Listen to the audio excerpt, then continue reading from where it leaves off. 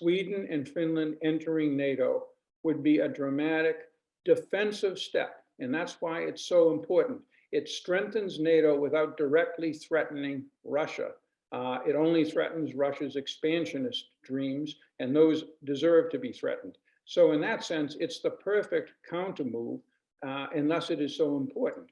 But with Turkey blocking it, the NATO alliance will look very bad if it cannot resolve this. And President Biden himself will, because he's the unofficial leader of the alliance, and he put his imprimatur on the entry of both Sweden and Finland by inviting both leaders to Washington. Turkey, as I've said recently, first and foremost wants love. It wants understanding of its position.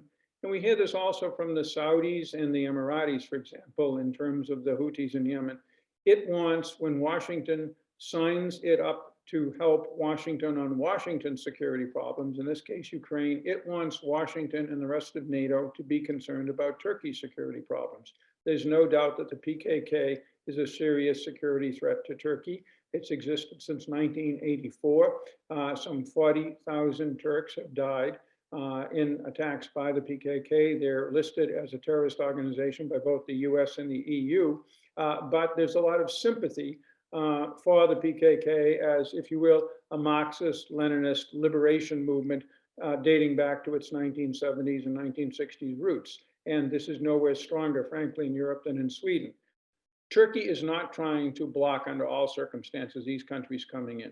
Erdogan realizes that for Turkey, Russia's defeat in Ukraine, as broadly defined, is existential because Turkey figures it will be next. And Finland and Sweden coming in objectively strengthens NATO and weakens Putin. Erdogan gets that.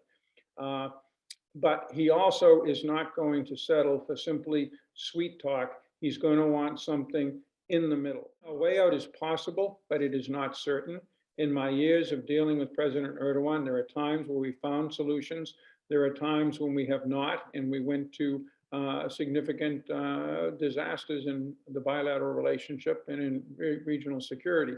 Nonetheless, the one thing I am sure of at this point is that if Erdogan is simply dismissed or ignored and people just assume that the Turks will come around without making concessions to them, my experience has been that it will not work and the two countries will not enter NATO. And more importantly, in some respects, Turkey, whose role so far in the Ukrainian crisis has been dramatically positive and extremely important for Kiev, will be on the outs with the rest of NATO. And this will be, frankly, a victory for Putin. So a lot is at stake in how this develops in the next few days.